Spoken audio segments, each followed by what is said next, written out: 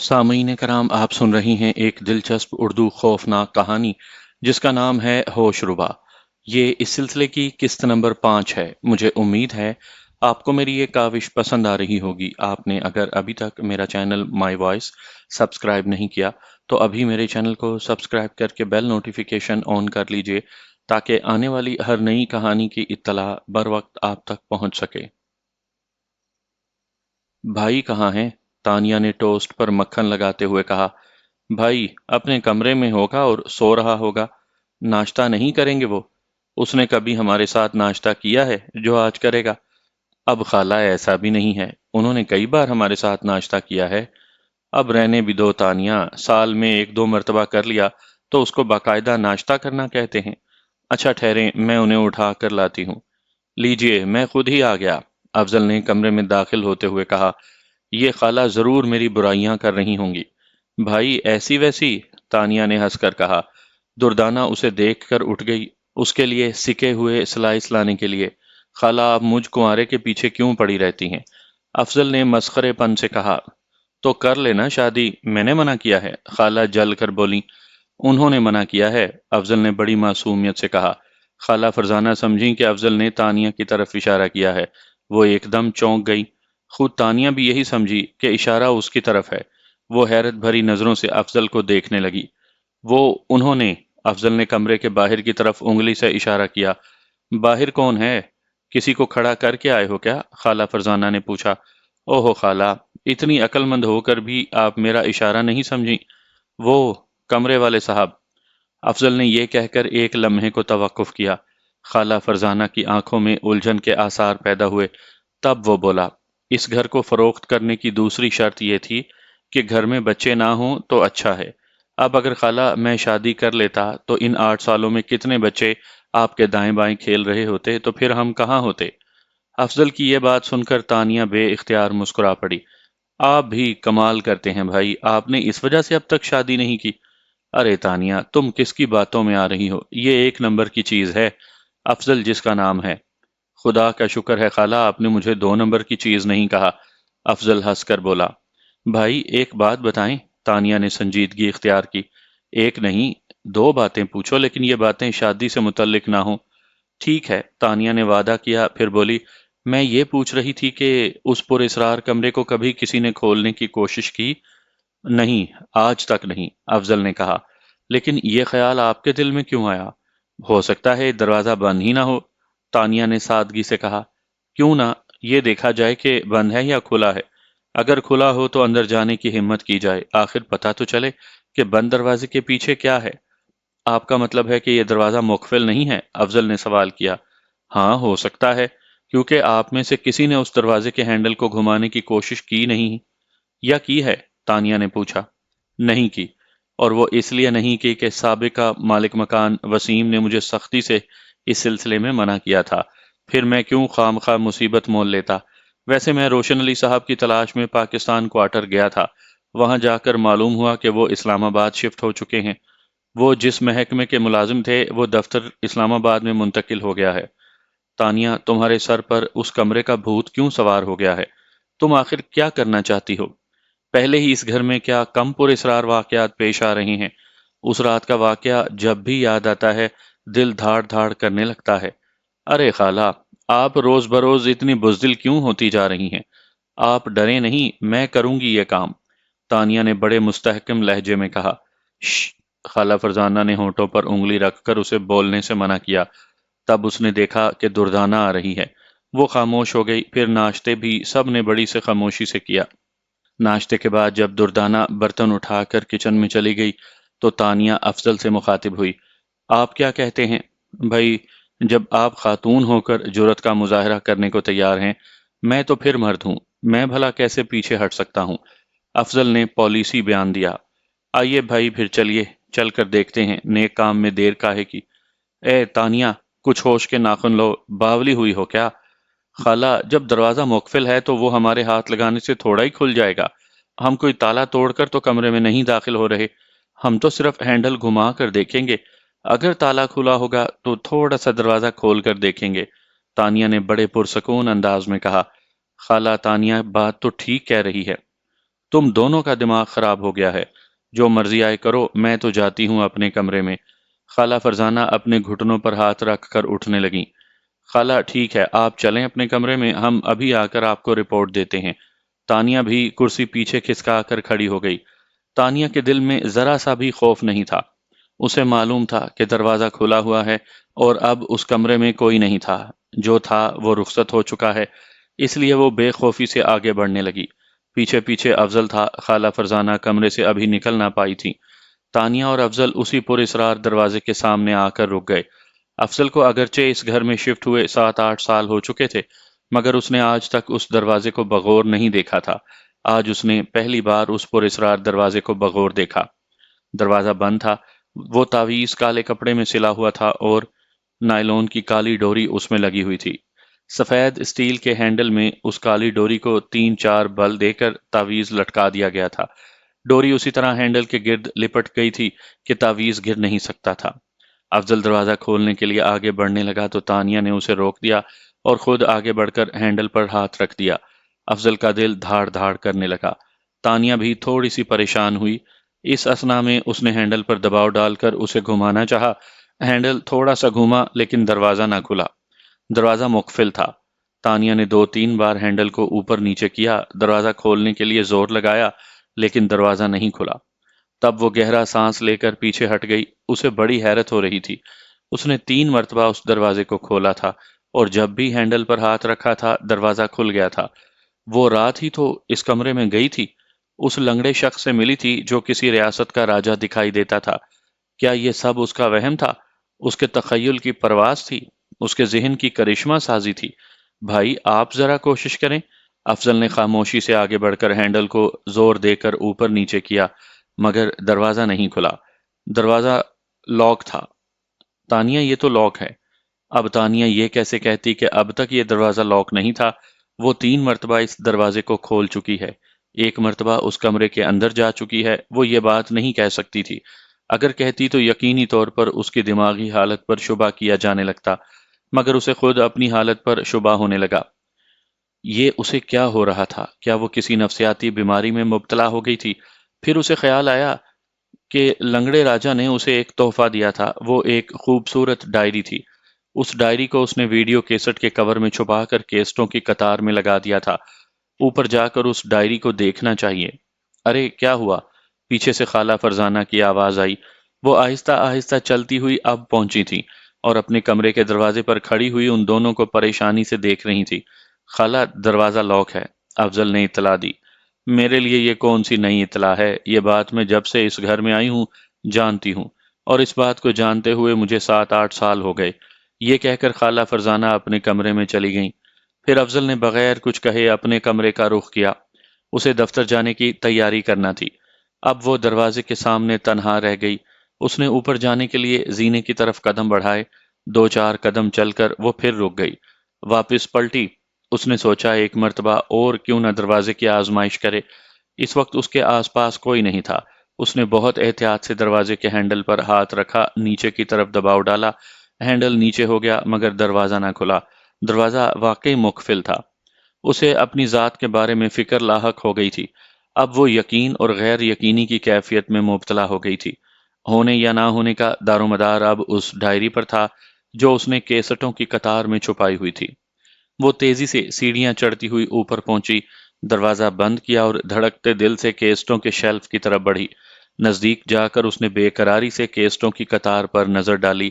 تب اسے وہ کیسٹ کور نظر آ گیا جس پر کوئی لیبل نہیں لگا ہوا تھا۔ اس نے جلدی سے وہ کور باہر نکال لیا اور اس کور میں سے وہ ڈائری کھینچ لی۔ چمڑے کی جلد والی خوبصورت ڈائری موجود تھی۔ اس نے آنکھیں بند کر کے اللہ کا شکر ادا کیا۔ اگر یہ ڈائری نہ ملتی تو وہ اپنی نظروں میں ہی پاگل قرار پاتی اور وہ یہ سوچنے پر مجبور ہو جاتی کہ اب تک جو کچھ ہوا وہ اس کے ذہن کی اختراع تھی۔ مگر اب وہ یہ سوچ رہی تھی کہ لنگڑے راجہ کا تحفہ موجود تھا اور یہ تحفہ اسے کمرے کے اندر دیا گیا تھا۔ وہ کمرے میں کس طرح گئی تھی؟ اگر دروازہ اس وقت کھلا تھا تو اب کس طرح بند ہو گیا؟ یہ سب کیا اسرار تھا؟ یہی کیا اس کی زندگی میں بہت سے اسرار تھے۔ اس کی زندگی کسی معمے سے کم نہیں تھی۔ چاروں طرف اشارے ہی اشارے تھے۔ ان اشاروں کا کوئی حل نہیں تھا۔ لوگ اسے ترکش کیوں کہتے تھے؟ دادا اعظم نے اس کا اصل نام ترکش بتایا تھا۔ پھر وہ پراسرار شخص کالا چراغ، اس نے بھی تو آ کر ترکش ہی کہا۔ اسے نہیں معلوم تھا کہ یہ نام کس نے رکھا۔ اس نے جب سے ہوش سنبھالا تھا اپنا نام تانیہ ہی سنا تھا۔ پھر وہ جس گھر میں پلی بڑھی اور جن کو وہ اپنا ماں باپ سمجھتی رہی وہ اس کے ماں باپ ثابت نہ ہوئے۔ لاہور سے اسے کراچی کیوں منتقل کیا گیا؟ انکل عامر اسے لاہور واپس کیوں نہیں بلاتے تھے؟ پھر وہ پر اسرار خواب، دادا اعظم کا لفافہ، پر اسرار کمرہ، ایک سلسلہ تھا سوالوں کا۔ سوال ہی سوال تھے، جواب کسی کے پاس نہیں تھا۔ اس کے دل میں ایک ہوک سی اٹھی، کاش کوئی ایسا ہو جو اس کی ذات سے پردہ اٹھا سکے، جو بتا سکے کہ وہ کون ہے۔ کاش کوئی بتا سکتا۔ بڑی شدید خواہش تھی، اتنی شدت سے تو اس نے آج تک نہیں سوچا تھا۔ بھلا کیسے معلوم ہوگا؟ یہ سب کچھ کون بتائے گا؟ تبھی اس کے ہاتھ سے ڈائری چھوٹ کر قالین پر گر پڑی۔ اس نے جھک کر ڈائری اٹھائی اور بیڈ پر بیٹھ کر ایسے ہی اس کے اوراق کھول کر تیزی سے دیکھنے لگی۔ اچانک اس کی نظر پڑی تو وہ کچھ حیران سی رہ گئی۔ ڈائری کے اندر اسے چند صفحات پر کوئی تحریر نظر آئی تھی، حالانکہ جب اس نے ڈائری کور میں رکھی تھی تو اس وقت اس میں ایک لفظ بھی تحریر نہیں تھا۔ اپنا شبہ دور کرنے کے لیے اس نے ڈائری کے صفحات کو پھر سے دیکھا اور پھر اس نے ان صفحات کو پکڑ لیا جن پر واقعی کچھ تحریر تھا۔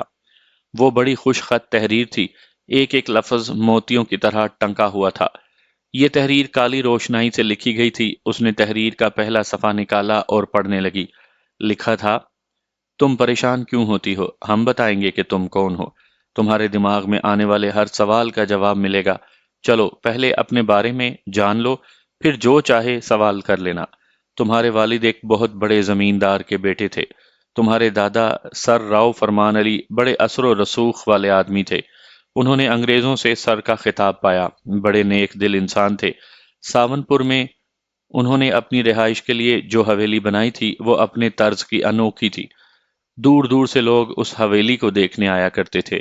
سر فرمان کو دیہات کی زندگی بہت پسند تھی، لیکن ان کے بیٹے یعنی تمہارے والد راؤ دلشاد گاؤں کی زندگی سے الرجک تھے۔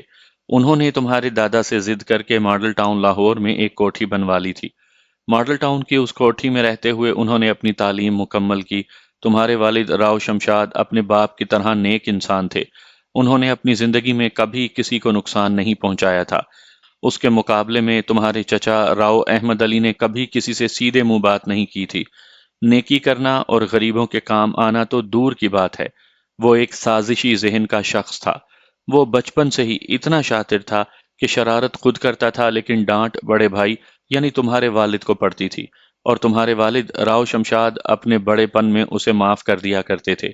ان دونوں بھائیوں کی زندگی بھر یہی عادت رہی۔ تمہارے چچا نے اپنی خو نہ چھوڑی اور تمہارے والد نے اپنی وضع نہ بدلی۔ سر فرمان علی کے انتقال کے بعد وصیت کے مطابق زمینیں اور دیگر جائیداد تقسیم ہو گئی۔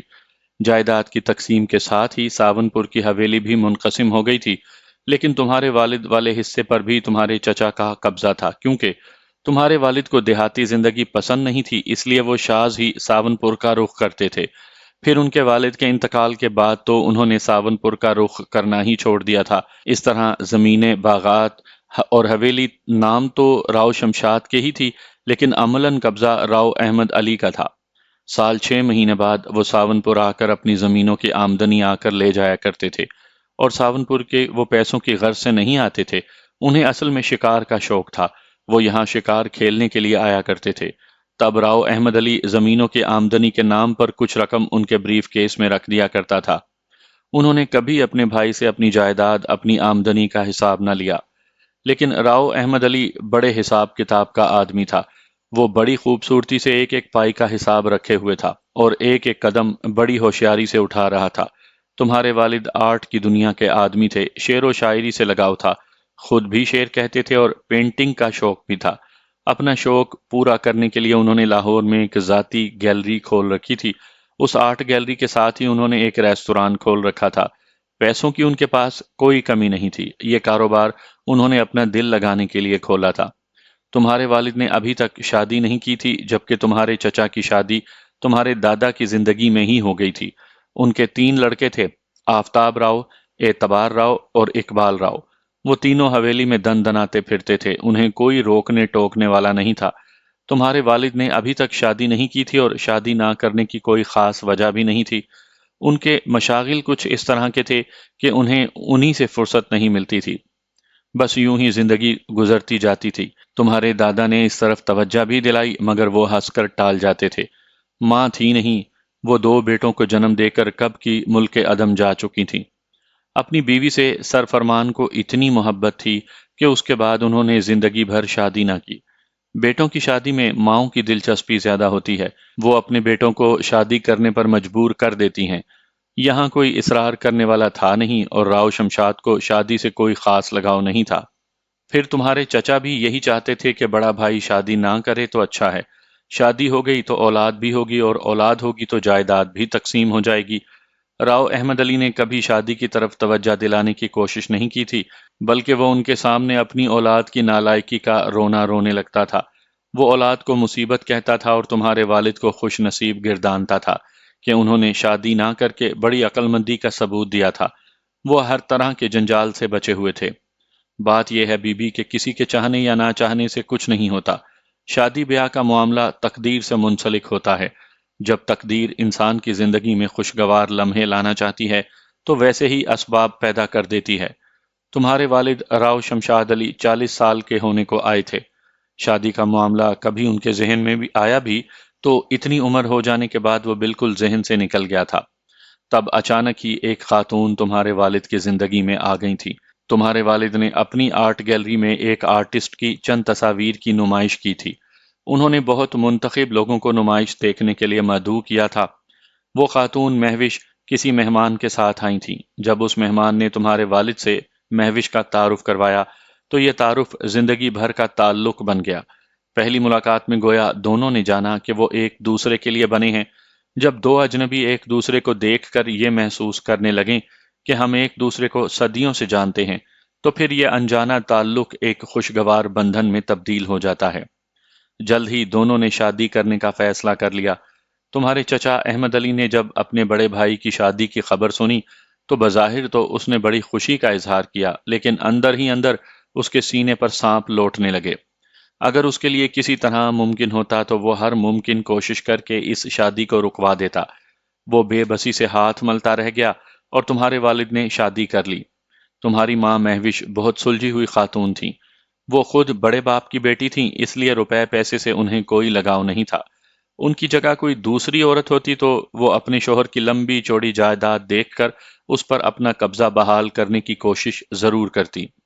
مہوش نے دیکھا کہ ان کے شوہر کو زمین جائیداد سے کوئی لگاؤ نہیں ہے تو انہوں نے کبھی اس مسئلے پر ان سے کوئی بات ہی نہ کی۔ تمہارا چچا راؤ احمد علی خوش تھا کیونکہ شادی کو 1 سال سے اوپر ہو گیا تھا، مگر ابھی تک کسی بچے کی ولادت کی کوئی خبر نہ آئی تھی۔ تمہارے والد راؤ شمشاد اپنی ماڈل ٹاؤن والی کوٹھی میں خوش و خرم زندگی گزار رہے تھے۔ تمہارے چچا نے کئی مرتبہ انہیں ساون پور آنے کو کہا تھا، مگر وہ وہاں جانے سے کتراتے تھے۔ شادی کے فوراً بعد بس 1 مرتبہ وہ ساون پور گئے تھے۔ اب تمہارے چچا اور چچی کو یہ فکر دن رات گھن کی طرح کھائی جاتی تھی کہ راؤ شمشاد کے ہاں اگر کوئی وارث آ گیا تو کیا ہوگا۔ وہ نہیں چاہتے تھے کہ ہاتھ میں آئی ہوئی جائیداد وارث آ جانے کے بعد ان کے ہاتھوں سے نکل جائے۔ چچا چچی نے ان دونوں یعنی تمہارے والد اور والدہ پر ٹونے ٹوٹ کے بھی کروا دیے، لیکن بچے تو اللہ کی دین ہوتے ہیں، نہ وہ کسی کی خواہش پر روکے جا سکتے ہیں اور نہ کسی کی خواہش پر پیدا ہو سکتے ہیں۔ کائنات کا مالک ہی انسانوں کو وارث دے سکتا ہے۔ شادی کے 2 سال کے بعد راؤ شمشاد کے ہاں ایک لڑکا پیدا ہوا، اس کا نام محسن رکھا گیا۔ وہ محسن راؤ کہلایا۔ بیٹے کی ولادت نے ساون پور کی حویلی میں صف ماتم بچھا دی، جبکہ تمہارے ماں باپ بہت خوش تھے۔ ہاں، بھائی کے نام پر چونکو مت، تمہارا ایک سگا بھائی اس دنیا میں موجود ہے۔ وہ اس وقت کہاں ہے یہ بعد میں پتا چلے گا۔ فی الحال یہ سنو کہ محسن راؤ کی پیدائش نے تمہارے چچا کے دل میں کیسی آگ بھر دی، اس کے سارے ٹونے ٹوٹ کے بیکار گئے۔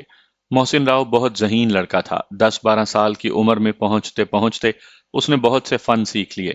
تیراکی، گھڑ سواری، ڈرائیونگ، کشتی رانی، نشانہ بازی، اس کی اٹھان بھی بہت اچھی تھی۔ وہ 12 سال کی عمر میں 14-15 سال کا لگتا تھا۔ تمہارے والد کے برخلاف اسے دیہات کی زندگی سے بہت لگاؤ تھا۔ اس کا بس نہیں چلتا تھا کہ وہ ساون پور میں مستقل رہائش پذیر ہو جائے۔ محسن راؤ نے بہت جلد اندازہ لگا لیا تھا کہ اس کے چچا نے اپنے بڑے بھائی کے سیدھے پن سے خوب فائدہ اٹھایا تھا۔ محسن راؤ اپنی زمین جائیداد کے بارے میں متجسس تھا۔ وہ جانتا تھا کہ اس کے والد کی زمین جائیداد کتنی ہے۔ جب راؤ احمد علی نے محسن راؤ کو سر اٹھاتے ہوئے دیکھا تو وہ فکر مند ہو گیا اور لگا مختلف تدابیر سوچنے۔ اسے اپنے بھائی سے تو کوئی خطرہ نہیں تھا کیونکہ وہ 54 سال کا ہو چکا تھا، وہ اپنی عمر طبی کو پہنچ رہا تھا، مگر محسن راؤ تو اس کے نزدیک وہ ڈاکو تھا جو گھر کی دیوار پر چڑھنے کی کوشش میں تھا۔ اگر اسے فوراً نہ روکا گیا تو اس کا گھر میں گھس آنا یقینی تھا۔ راؤ احمد علی کا شاطر ذہن بڑی تیزی سے کام کر رہا تھا۔ وہ تمہارے بھائی محسن راؤ کے بارے میں مختلف منصوبہ سازی میں مصروف تھا۔ ادھر تمہارا چچا مصروف کار تھا تو ادھر تقدیر اپنے کھیل میں مصروف تھی۔ وہ کسی طرح راؤ شمشاد کے اکلوتے وارث سے چھٹکارا چاہتا تھا کہ ایک اور وارث دنیا میں آ گیا، وہ تم تھی۔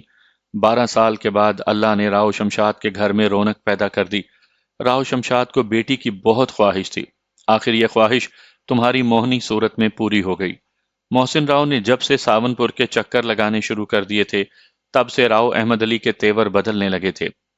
ان تیوروں کو شمشاد اچھی طرح سمجھ رہے تھے۔ محسن راؤ جب بھی ساون پور جاتا تو راؤ شمشاد کا دل ایک انجانے خوف سے دھڑکنے لگتا۔ وہ اپنے بیٹے کو جانے سے روکتے تو نہیں تھے، لیکن وہ چاہتے تھے کہ وہ ساون پور نہ جائے۔ ان کے دل میں وسوسے اٹھتے تھے۔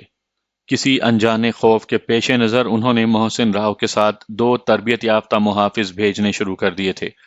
جب محسن راؤ اپنے محافظوں کے ساتھ اپنی حویلی کے سامنے جیپ سے اترتا تو راؤ احمد کی آنکھوں میں کسی کانٹے کی طرح چبھ جاتا۔ بالآخر راؤ احمد علی نے پروگرام بنا ہی لیا کہ کیا کرنا ہے۔ راؤ احمد علی کا چھوٹا بیٹا اقبال راؤ اگرچہ محسن سے عمر میں بڑا تھا، لیکن اس سے اس کی دوستی تھی۔ ساون پور میں وہ جہاں جاتے اکٹھے جاتے۔ محسن راؤ کو اپنے والد کی طرح شکار کا شوق تھا۔ ایک مرتبہ جب وہ ساون پور آیا تو حسب معمول تیتر کے شکار کا پروگرام بن گیا۔ راؤ احمد علی نے اس مرتبہ ساری منصوبہ بندی کر لی تھی۔ محسن راؤ کے دونوں محافظوں کو دودھ میں افیون ملا کر دے دی گئی۔ الصبح جب محسن راؤ اپنے چچا زاد بھائی اقبال راؤ اور دیگر ملازمین کے ساتھ شکار پر جانے کے لیے نکلا تو حویلی کے گیٹ پر اسے اطلاع دی گئی کہ اس کے دونوں محافظ بہت گہری نیند میں ہیں، بار بار اٹھائے جانے پر بھی نہیں اٹھے، شاید دونوں رات بھر تاش کھیلتے رہے ہیں۔ محسن راؤ کو شکار پر ان محافظوں کی ضرورت بھی نہیں تھی۔ وہ ان دونوں کو سوتا ہوا چھوڑ کر شکار پر نکل گیا، اور پھر ہسپتال میں تمہارے والد کو 2 خبریں ملیں۔ تم اندازہ کر سکتی ہو کہ وہ 2 خبریں کیا ہوں گی؟ بھئی، پہلی خبر تو تمہارے بارے میں تھی۔ یہ خوشخبری تمہارے والد کو پورے 12 سال کے بعد ملی تھی، جب نرس نے ایک پھول سی بچی پیدا ہونے کی اطلاع تمہارے والد کو دی تو یہ خبر سن کر ان کا دل باغ باغ ہو گیا۔ اتنی خوشی تو انہیں تمہارے بھائی محسن راؤ کی پیدائش پر بھی نہ ہوئی تھی۔ تمہارے والد کو لڑکیاں بہت پسند تھیں، وہ تمہاری پیدائش کو بڑی دھوم دھام سے منانا چاہتے تھے، لیکن وقت نے کچھ اور ہی گل کھلا دیا۔ ایک اچھی خبر کے بعد فوراً ہی دوسری بری خبر ملی، اور یہ بری خبر تھی تمہارے بھائی محسن راؤ کے بارے میں، اور یہ خبر لے کر آیا تھا راؤ احمد علی کا بڑا بیٹا آفتاب راؤ۔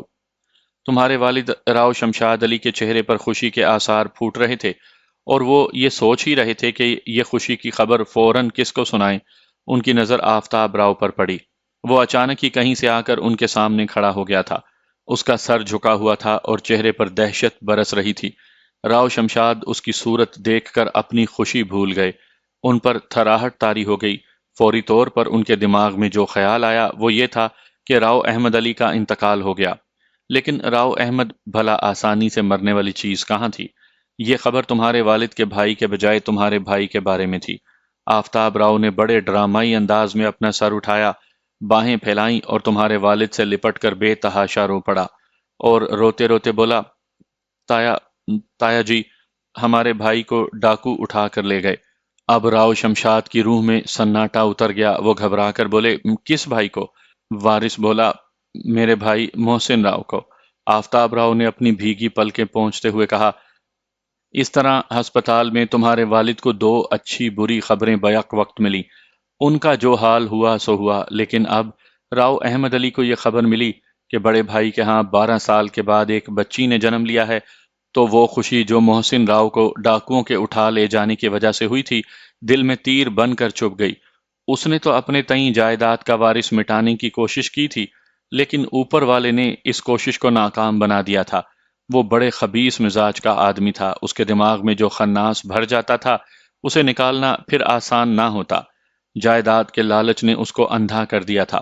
اس کے دماغ میں یہ بات بڑے پختہ انداز میں بیٹھ چکی تھی کہ جائیداد کے مالک کو کچھ کہنا نہیں ہے کہ وہ خود بخود قبر کے نزدیک ہوتا چلا جا رہا ہے، اور جائیداد کے وارثوں کو چھوڑنا نہیں ہے تاکہ لاٹھی بھی نہ ٹوٹے اور جتنے سانپ بھی راہ میں آئیں وہ مر جائیں اور اس پر کوئی انگلی بھی نہ اٹھا سکے۔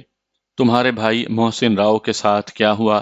جنگل سے اسے کس نے اغوا کیا اور کس نے کروایا؟ وہ کہاں پہنچا اور اس پر کیا بیتی؟ اگر موقع ملا تو یہ سب بعد میں بتاؤں گا، فی الحال تم اپنے بارے میں جان لو۔ ایک بے نام سی کھٹک جو تمہارے والد کے دل میں ہوتی رہتی تھی، اور کئی انجانے وسوسے جو ان کے دماغ میں سر ابھارتے رہتے تھے، محسن راؤ کے اغوا نے اسے سچ ثابت کر دیا تھا۔ وہ نہیں چاہتے تھے کہ محسن ساون پور جائے، لیکن وہ لڑکا مانتا ہی نہ تھا۔ بالآخر نتیجہ سامنے آ گیا۔ اب وہ اپنے بھائی کی طرف سے مشکوک ہو گئے۔